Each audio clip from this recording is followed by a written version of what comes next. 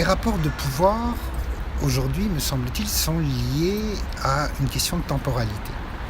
La raison pour laquelle, par exemple, les gouvernants sont soumis aux puissances financières, aux marchés financiers, c'est que les gouvernants, même s'ils sont tributaires de leurs électeurs, les électeurs, ils votent tous les 4 ou 5 ans. Alors que les financeurs, eux, votent toutes les nanosecondes.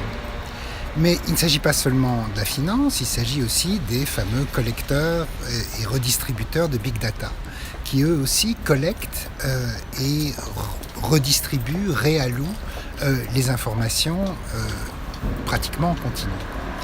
Et face à ça, évidemment, on se sent habituellement assez démuni. Et quand on tente d'y résister, les manières d'y résister, c'est ou bien de se dire qu'il faut suivre le mouvement et de se laisser prendre.